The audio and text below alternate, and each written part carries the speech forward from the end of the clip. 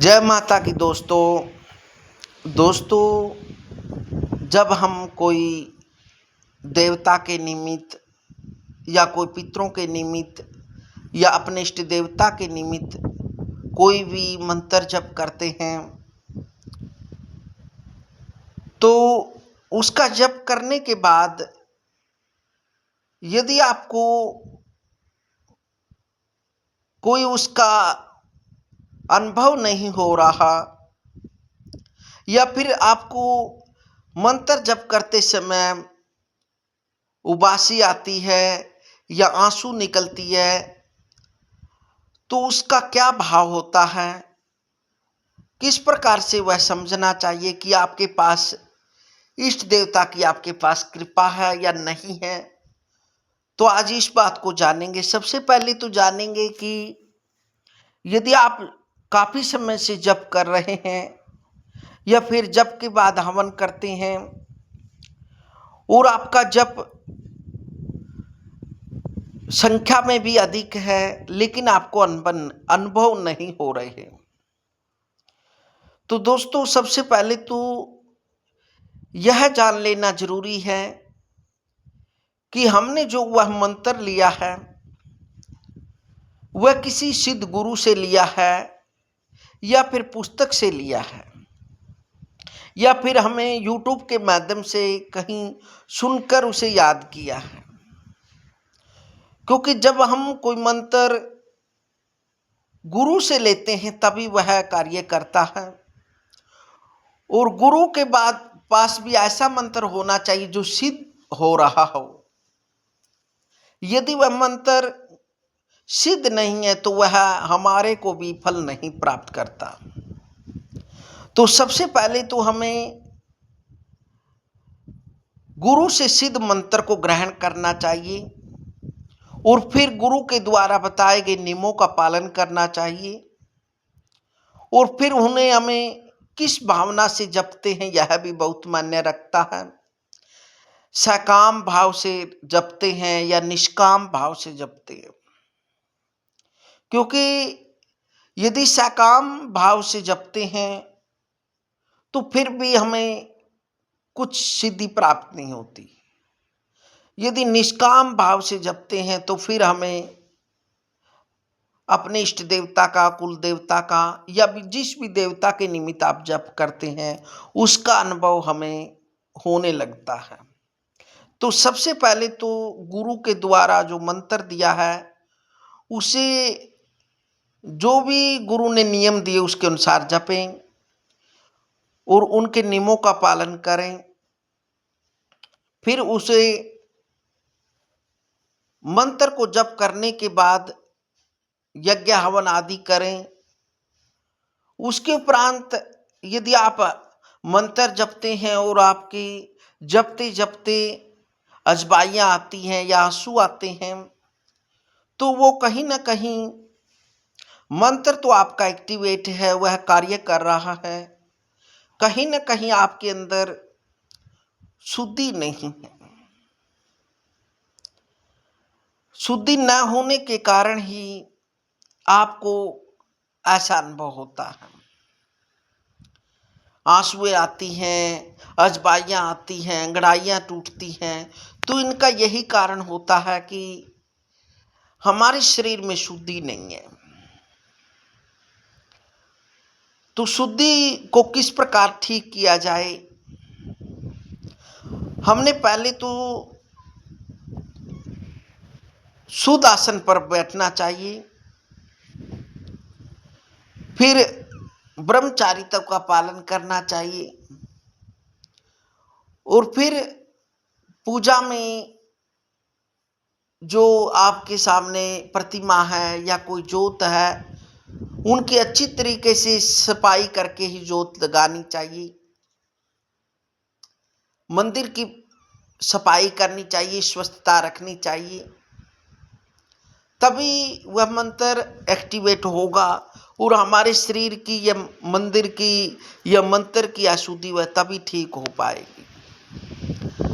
यदि हम काफ़ी समय से मंत्र जपते हैं और उनका अनुभव नहीं हो रहा तो इसका यही कारण है कि आपकी शरीर में कहीं न कहीं अशुद्धि नहीं है, अशुद्धि है,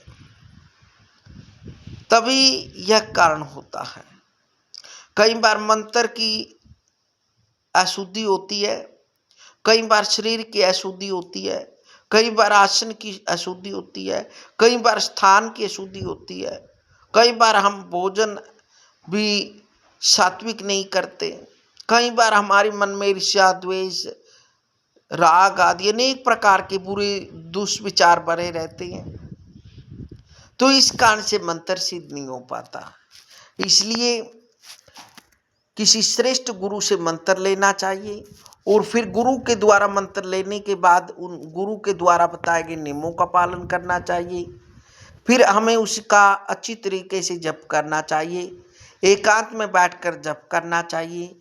जप के बाद हमें हवन करना चाहिए, लौंग का हवन करना चाहिए, उससे भी मंत्र जल्दी एक्टिवेट होता है। इस प्रकार से मंत्र का जप करें, अवश्य ही आपको उस मंत्र के जप से अनुभव प्राप्त होंगे और आपके जीवन में वह अनुभव आगे घटित भी होंगे। विशेष शुद्धि का ध्यान रखें। मंत्र जब बड़ी श्रद्धा मन से करें, मानसिक करें, उपांशु न करें, वाचिक न करें, क्योंकि उपांशु का और वाचिक का थोड़ा फल कम मिलता है, इसलिए मानसिक जप करना चाहिए। जितना हम एकांत में बैठकर मानसिक जप करेंगे उतना ही वह जप हमारे लिए फलीभूत होगा और उस जप के फल से हमें अनुभव भी होंगे और हमें इष्ट देवता, कुल देवता या जो भी अन्य अन्य देवी देवताओं का जो आप जप करते हैं उसके दर्शन भी होंगे। ऐसा अनुभव, वो दर्शन आपको स्वप्न के माध्यम से हो सकते हैं या फिर आपको वैसी परछाई के रूप में भी देख सकते हैं या फिर अनेक रूपों में आपको उस अपने इष्ट देवता के दर्शन आपको हो सकते हैं।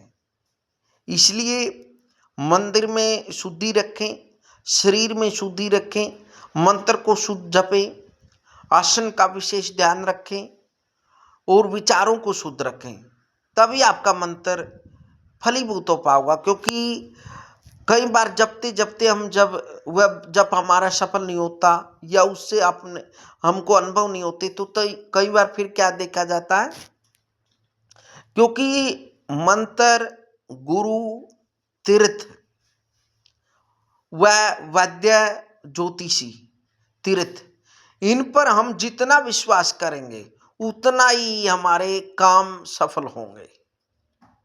यदि इनमें विश्वास नहीं करेंगे, वैसे जप रहे हैं, उसमें आपकी आस्था नहीं है, श्रद्धा नहीं है, भाव नहीं है, आत्मा नहीं है, ध्यान नहीं है, तो फिर वो हमारा मंत्र पूजा हमारी सफल नहीं होगी। तो इसलिए बड़ी श्रद्धा के साथ उसमें मन लगाएं और सब कुछ यही बोले कि हे परमात्मा, हे इष्ट देवता, मैं आपकी शरण में हूँ, आप शरणागत की रक्षा करें और मैं तो बस आपका श्रद्धा और सच्चे मन से आपका नाम ध्यान करता हूँ। इस मेरे नाम ध्यान में यदि कोई त्रुटि है तो हे परमात्मा, हे इष्ट देवता, मैं आपकी शरण में हूँ, मैं आपका बाल हूँ। इस प्रकार से भगवान की स्तुति भी करें। इस प्रकार से यदि भगवान से प्रार्थना करेंगे तो हमारे को जप में सिद्धि प्राप्त होगी, हवन से फल प्राप्त होगा, पूजा से सिद्धि प्राप्त होगी और हमारे ऊपर इष्ट देवता की कृपा होगी। क्योंकि विशेषकर हमें यदि किसी जप को विशेषकर सफल करना है तो हमें सिद्ध स्थान पर जाना चाहिए। जिस भी देवता का आप जप करते हैं उसका जो भी सिद्ध स्थान है उस स्थान पर जाकर हमें जप करना चाहिए, हवन करना चाहिए और उसके बाद हमें भोग प्रसाद अवश्य देना चाहिए। हम जप करते हैं, हवन करते हैं, लेकिन उस देवता के निमित्त, उस इष्ट देवता के निमित्त हम भोग प्रसाद नहीं देते तो तब भी हमारा मंत्र काम नहीं करता और वह फलीभूत नहीं होता। इसलिए भोग प्रसाद अवश्य दे देवताओं को और श्रद्धा भक्ति के साथ माने।